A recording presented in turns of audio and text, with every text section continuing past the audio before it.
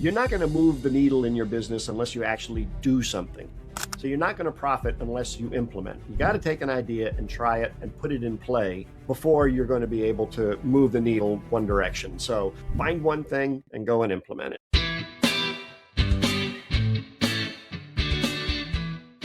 Level up your business. Get my free insights every week at stevepreda.com/newsletter. Good day, dear listener. Steve Preda here with the Management Blueprint podcast. And my guest today is Vance Morris, a consultant, coach, and speaker who helps advisor-based businesses break free from the ordinary and step into the extraordinary. Vance, welcome to the show. I appreciate it, Steve. Thank you so much. Your background is very interesting, and your whole idea of making customer experience unique, and also you have unique ways of acquiring customers. So let's get into it. But I'd like to start with my favorite question. What is your personal why, and how are you manifesting it in your business? My personal why is very strong, and that is I never want to be an employee ever again. I make a lousy employee. I don't like to be told what to do. And so knowing that has kept me on this entrepreneurial path for the last 19 years. Okay, well, I can relate to this. That's a big thing when you are in charge of your own time. It's a big blessing. Some people make a lot of money, but if they don't own their time, it's not ideal. I agree 100%. Yes, sir. Yeah, love it.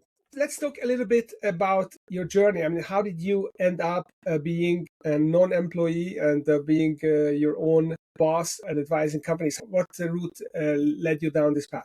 Sure. Well, the long and short of it, I spent a little over a decade working for the Disney company down in Orlando, Florida. Magnificent experience, great company to work for.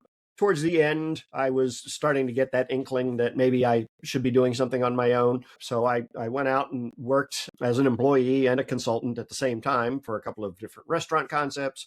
And then I had a couple of high profile positions. I was catering director for the Smithsonian Museum System, Kennedy Center for Performing Arts, things like that. And along the way, realized that I do indeed make a lousy employee because I got fired a couple of times. So, I own up to it. I'm okay with it. But I said to myself, let's put something together that will be your own and will be able to afford the lifestyle that you're looking for. So about 20 years ago, I started a couple of home service businesses. I took all of my Disney knowledge and Disney systems and processes, both on customer experience and customer retention, and importantly, pricing, and put those all into those businesses and started to grow them. And people started asking me, well, geez, Vance, you don't look like you're working very hard. How are you doing that? So back in 2013, started consulting with other companies, primarily professional services, on how to really deliver extraordinary customer experiences that will lead to what I call raving fans for life or customers for life. I love it. No better place to learn that than at Disney, right? Yeah. I mean, it was great, and one of the first things I learned there was that Disney operates 100% on systems and processes. I mean, sure, we learned how to pick up trash and smile at people, but the biggest lesson was Disney has a process for everything. You want to carry a tray in a restaurant, they got a process. You want to change a bus tire, they have a process. So I took that everywhere I went, which has actually led me to be fairly autonomous from my home service businesses because I put systems and processes in place, and I only spend about 90 minutes a week on those businesses. That's fantastic. So let's talk about these processes, particularly the customer experience processes that you have installed. And actually, you have a process for installing processes, which is kind of a system to enhance the customer experience and then keep customers for a long time. You talk about keeping them for life. So tell me about that system and how do you delight customers on a schedule? Sure. So the process is called systematic magic, and there's 7 magic keys to this system. And it's designed to really look at all different parts of the business in order to surprise and delight folks. Some of it is not very sexy. I will admit that ahead of time. Some of it just, you'll be like, oh my God, I get it. So the first thing that you have to do, though, and this is the unsexy part of it, is you have to map out your customer journey. And you have to do it from the point of view of your customer. So, what is the first point of contact a customer has with you? Is it a phone call, a visit to the office, a website? What is that first contact? And then figure out how to create an experience out of that. And then what's the second contact? Now, in between first and second contact, let's say you're a financial advisor and first meeting, you get all the numbers and all their information. You say, okay, it's going to be about 7 to 10 days. I'll get you a proposal or a plan a week and a half or so. So while the financial advisor is working, they're actually doing something. What is the customer doing? Absolutely nothing. They're sitting there waiting, and waiting is painful. Waiting, things start to go through your head. You start to possibly have buyer's remorse. You're rethinking this purchase. Is there somebody out there better? Is this guy even paying attention to me? I just met him and I haven't seen him in a week and a half. So Disney is, people wait for a lot of things at Disney. You wait for the rides, you wait for transportation, but they figured out that they need to entertain you while you're in line to make it not feel so bad. So, and they call it line-ertainment. So this is something that I've brought to other businesses is how do you entertain your customer while they are waiting for you to do something? It could be as simple as maybe a sequence of a handwritten note that goes out in the mail on the first day, a follow-up call from your assistant saying, hey, Bob's working on your plan. He hasn't forgot about you. And then maybe you've written a book. And so getting that book in the mail to your client would be, another step. Really trying to make that wait period not feel so long and also remind the customer that you're still thinking about them. Yeah, love it. That's brilliant. So you talk about this process of mapping out the points of contact, and then you talk about the boring touch points. You talk about ideating experience in each boring touch point. So tell me about boring touch points. I understand waiting is definitely boring. Sure. It's not so much a touch point. It's more of a boring time period. Disney has figured out how to create an experience out of all of the boring and mundane things we have to do to keep our business up and running. Mm-hmm. Answer the phone, greet a guest, show them how to enter into a building. So I've brought that to the real world. Quick example. So I have a insurance broker, and he's got Allstate agent, and he has about 17 other Allstate guys in his area, in addition to all of the other regular insurance guys in his area. And he needed a way to stand out because insurance is a highly commoditized business. You don't really know what's the difference between one guy and the next. One has a lizard, one has a something else. And so I got to his offices. I noticed that he was a rock and roll fanatic. I mean, he had autographed guitars on the wall and gold records and posters and everything. And I said, well, I think you should lean into your personality a little bit and be the rock and roll insurance guy. Mm-hmm. And his receptionist was the one that came up with the way to answer the phone. So before, and probably every company you and I call, they say, thank you for calling Dave's Insurance. How can I help you? I mean, it's boring. Everybody says that. So his receptionist suggested, well, we should let's sound like a radio DJ and really make it an experience out of answering the phone. So now they say, thank you for calling Dave's Allstate, the agency that rocks. That's a little corny the first few times you say it. But if you think about it, your marketing is designed to do two things: repel the people you don't want and attract the people you do want. So just by answering the phone this way, they sift, sort, and screen out anybody who would be a bad customer. Yeah. Love it. That's a good example. How do you know which are the biggest impact points in this series of touch points, and where to focus your energy in? Well, you want to look at, once you've done this journey mapping, is look at points where you may have the most impact on either the experience or on your profitability. Or is there something glaring that's like, oh my God, we got to take care of this? And so you look for those opportunities within your journey map. And so it's going to be different for everyone.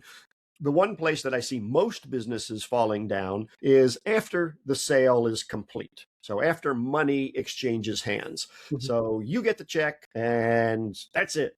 The customer never hears from you again because you got the money. It's like going to the department store and you want to buy a shirt. You walk into the store and you're immediately accosted by a salesperson who will follow you everywhere, get you all set up, get your shirt, you pay for the shirt, and then that's it. Nobody talks to you. Nobody escorts you to the front door, holds the door open for you, thanks you for coming in. They got the money and off they go.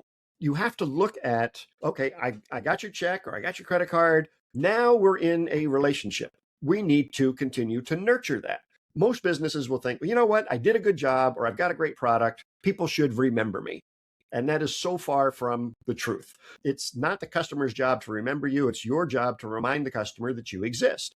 You need to have strategies and tactics in place after the sale in order to keep them engaged. Can you give some examples?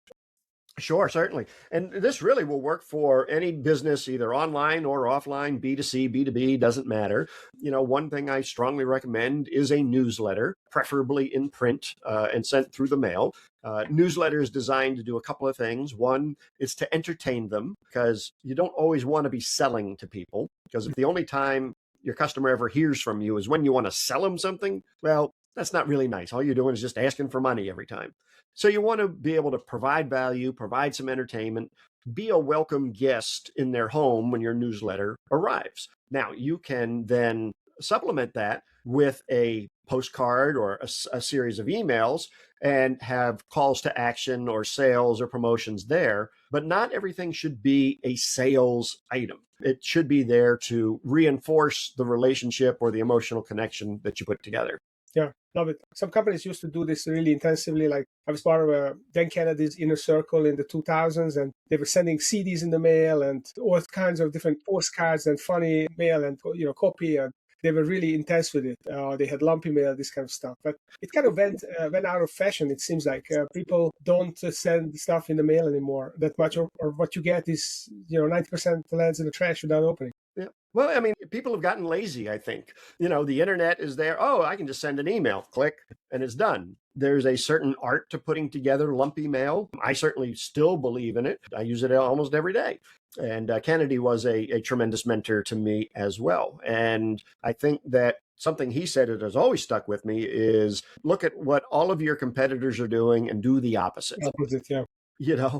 So if all of your competitors are marketing online, well, how do we go and market and find our customers offline?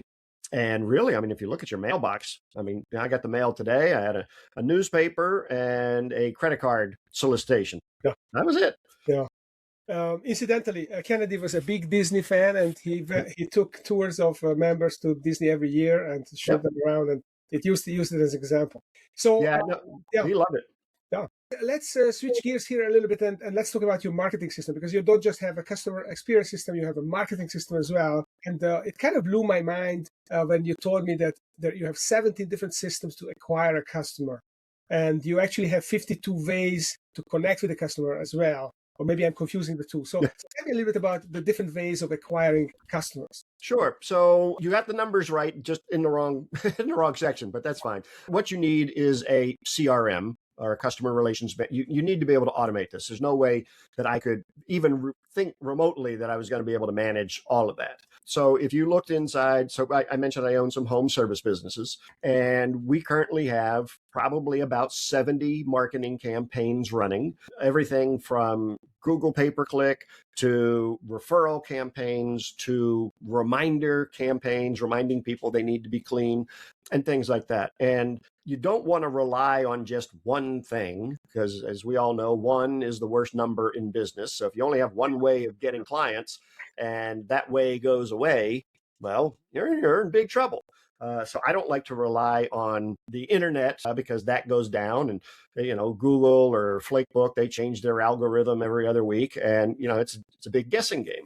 I would much rather have boots on the ground, so to speak, and go out and get my own customers. So we have a salesperson or a marketing person, and her job is to go around our entire area, creating referral partnerships and then maintaining those referral partnerships. So when people say, oh, we get all our business from referrals, I asked them, I said, well, do you have a system for that? Or you just get one or two every now and then? And most people don't have a system. And a system is what is going to, one, add tremendous value to your company when you're ready to sell it. But two, it's something that is repeatable and replicatable. So, if you want to step away from your business for a period of time, you have systems in place that your employees just have to run the systems. In 8 years, I spend about 90 minutes a week on my home service company. So I've got 3 businesses, and I spend 90 minutes a week on all 3.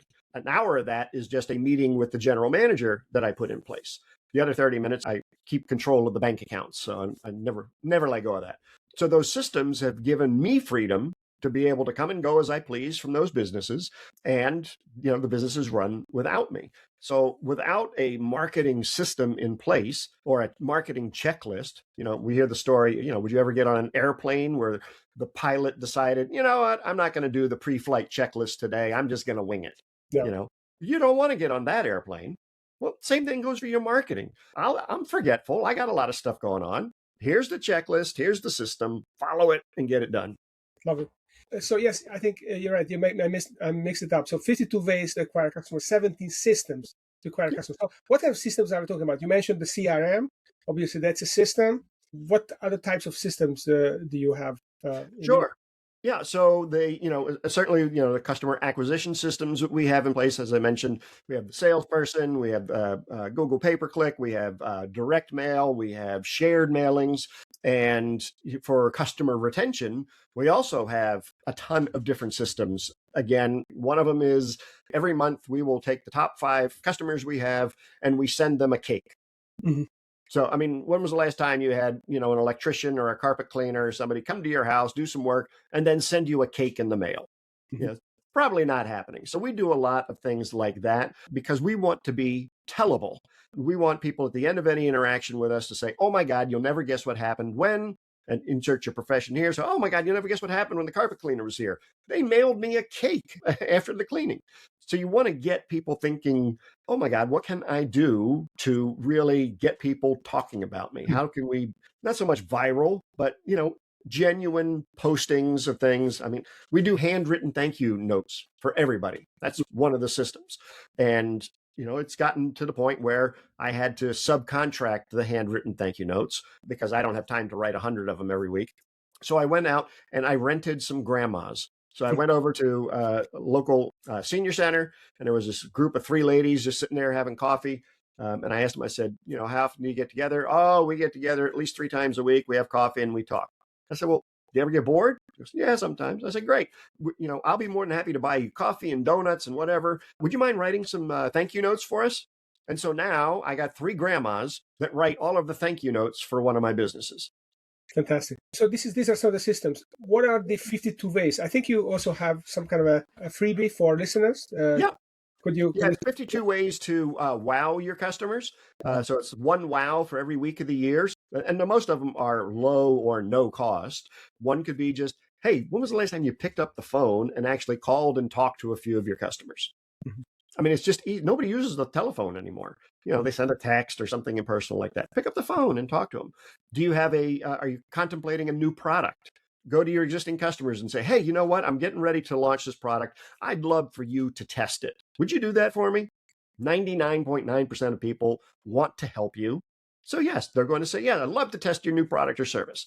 And so it's things like that that build up the 52 ways. And you don't need all of them, but certainly pick 1 or 2 or 10 so that you stay in front of your clients and so that you can start to really stand out. I mean, one of the things I talk a lot about is service recovery, like when you screw up something.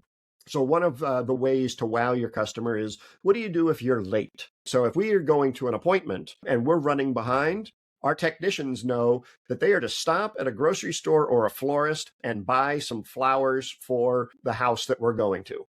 So, I mean, you can't yell at a guy, mama answers the door, the client answers the door, and, there's a 20-something-year-old guy standing with a bouquet of flowers. You really can't yell at him. And then again, that's tellable. We know that we made a mistake or that we were delayed. We want to make it up to you. Here's some flowers. And then, we may do some other kind of discount or something. But yeah, it's looking for, what would make you happy. Love it. Yeah. I had a client who was a construction company, and what they did was, for every client that they had, that was one of their jobs, is to figure out what they would really love to have in the new home. For example, one of the things that they did was one of the customers had a house in Hoboken, and they kind of loved the New York skyline to see from the yard. And then they moved down to Richmond. And this was picked up in conversation that this is something they would miss. And then what they did was they basically did a wall-to-wall poster. They took a picture of the exact skyline position, and they put a wall-to-wall poster on one of the rooms. And she basically crying, and that's fantastic. Really touched, right? Yeah. Yeah. Yeah, I mean, construction and trades can easily do this. I've got a kitchen and bath remodeler as a client. That remodeling can be a disaster in somebody's house. So he knows that, maybe on a day when there's not going to be a stove in the kitchen, he actually brings a gift card for a local restaurant so that the family can go out to eat. Or he'll, if it's lunchtime and, there's people in the house and they can't get in the kitchen, he'll order DoorDash for his clients. Now, of course, all this is built into the pricing, but it's the matter that you're thinking about doing these things is what really counts. Yeah, wonderful, wonderful.